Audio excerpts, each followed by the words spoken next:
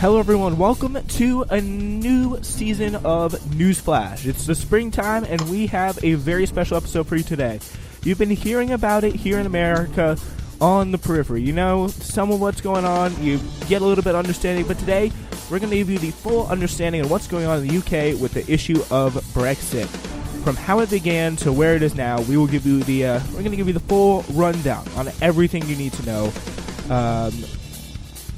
We'll tell you what the backbenchers are, what the Irish backstop is, all those terms you've been hearing but never quite fully understanding. Today's the day to get them fully sorted out here as we start off a new season. We're going to start off right with a very special guest. First, live from London, we have Andy Cowles with us. Thank you so much for joining us, Andy. You're welcome, Spencer. It's a pleasure to be on your show, sir. All right. Yeah. Probably one of the smartest people that I know on Brexit, so be very glad to have him on the show. So, why not? Let's start at the top. As we all know, I'm pretty sure we have a good idea of Brexit is the idea of Britain kind of leaving the European Union, as it has been for I don't know, not too recent, like 1960s, if I'm correct. Or? 40 years. There was a referendum in 1975 where the country voted by a substantial margin to join what was then called the Common Market. Everyone was very excited about this. We were all very pleased. But obviously over the years, the extent of our involvement with the EU, as then it became known, has increased. There's been more sort of regulatory alignment, if you like, over the period of time. But yes, for 40 years we've been a member of this trading bloc. Yeah, so it is a union, obviously, with most of the countries in Europe. And just this 3 years ago, months before Donald Trump was elected, Britain decided by a small margin to leave the European Union, which really nobody saw coming. And they've really been pretty much struggling over it ever since. And for those who may wonder, well, this seems pretty simple. All you got to do is just leave the union, sort it all out. It really hasn't, first of all. But what have been the main issues and some of the points of contention, and what process kind of took into play after the UK voted to leave Brexit? Well, it's this is a large and complex subject. And there are many aspects to it. Some short term, some much more long term. I'm not a political scientist, but although I do read widely, one of the interesting things about Brexit, as is the situation with Trump, is that there are many conflicting news sources, if you like. Truth has been bent out of shape. There's been a whole lot of kind of fraudulent claims as to the merits and the benefits of Brexit. But in short, I'll give you what I think are the five salient points. The first is this, and that is that since for 40 years, the right wing of the Tory party has been agitating and fretting about our relationship with the EU. And for a long time, there was a prize on offer to come up with a method of leaving the EU. No one could work this out because obviously the consequences, the price that had to be paid was too high. But in the end, the prize was won. It was £100,000. It was won by an unknown man called Richard North, he was the first man who invented the concept of having your cake and eat it, which is the idea that you could leave the EU without any consequences. Everything would be fine. This is basically the same as believing in unicorns. Anyway, this was enthusiastically grasped by the more opportunistic right-wing elements of the Tory party, who are essentially kind of like a very intolerant, ignorant and incompetent group of people. I mean, clearly you can see where my allegiances lie here, as indeed I think any sane person. But this then became a thorn in the side of the Tory party, and essentially became the political agenda of a small political party in the United Kingdom called UKIP, United Kingdom Independence Party, who only had one aim, which was to have a referendum on the basis that we should leave the EU. Now, I know quite a lot about UKIP because both of my parents were members of it. Um, anyway, UKIP started to attract a lot of support. They started to amass a lot of votes. Our political system is pretty oldie worldy, first past the post. But what was happening is that UKIP was soaking off. I think it was the 2010 general election. They had something like thick end of 20% of the popular vote. Now, no representation in Parliament, but it became clear that if the Tory party could attract the UKIP vote, then that would put a lock on their domination of our political system. And so they agreed, foolishly, to have a referendum on this matter, and they put it in the manifesto for the 2015 general election, which they weren't expecting to win. They'd previously been in coalition with the Liberal Democrats, but anyway, they did, because clearly the UKIP vote collapsed, and they thought, well, no point in voting for UKIP. We can vote for the Tory party. We'll get a referendum, which they did. The referendum was then held, but the referendum was very open-ended. Normally, when you have a referendum, it's on a very concrete matter. So, for example, the Irish had a recent referendum on the matter of changing the law around abortion. It was a very concrete, very tightly defined set of choices. There was a lot of consultation beforehand. Everyone knew what they were voting for. Whereas in the referendum to leave the EU, none of this was there. So that was under David Cameron's time, right? David Cameron, that's right. So anyway, he lost this referendum, immediately resigned. We were then faced with this impossible situation where Brexit itself, at this point, is undefined. Theresa May famously said Brexit means Brexit, but nobody had actually written down what Brexit could actually be.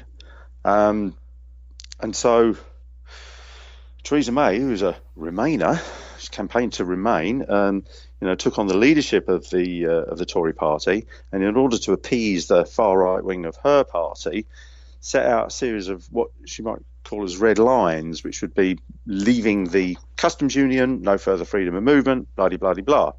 Very hard Brexit that she sought. The difficulty is, and this is where incompetence comes into play, is that in the UK we do have a land border with the EU between Northern and Southern Ireland. There was a war there, obviously, for many years, which was resolved by a peace treaty, an international peace treaty called the Good Friday Agreement, which the UK is a co-signatory to.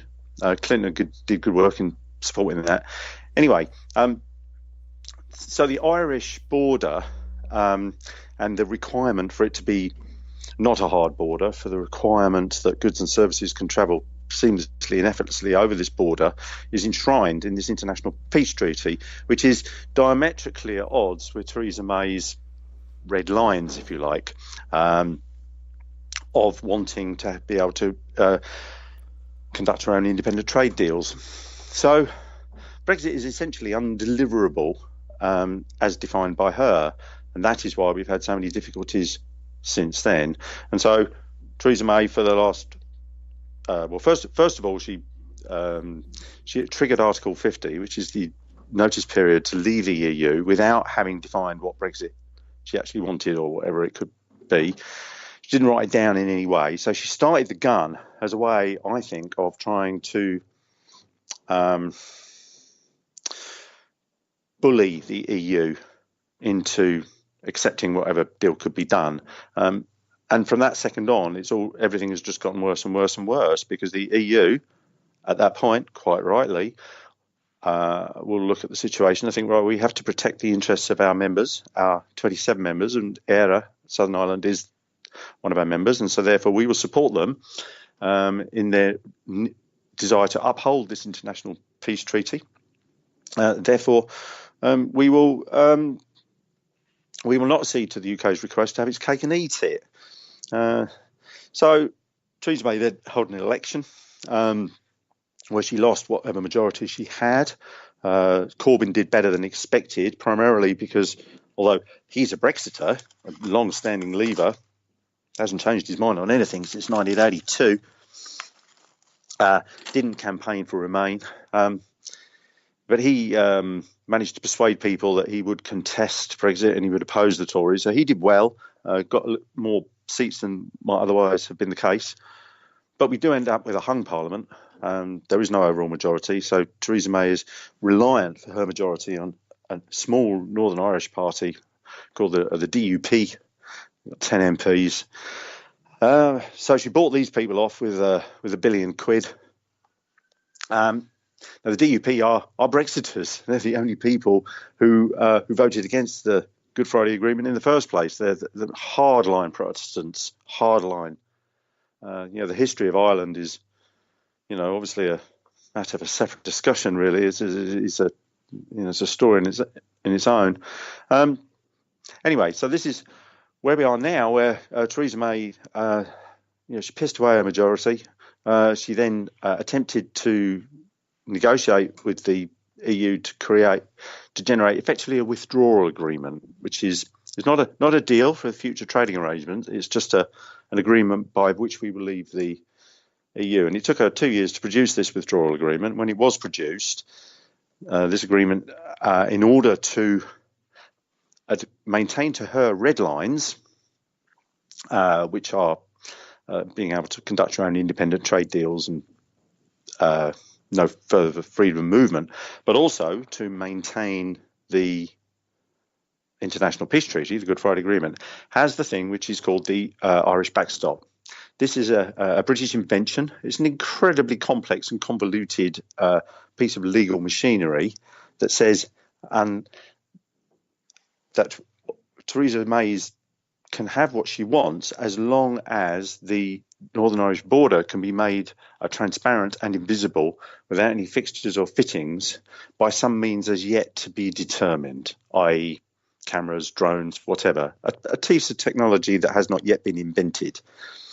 And so if this comes to pass, then she can keep her red lines maintained. We can leave the EU and we'll be able to conduct our own independent trade deals.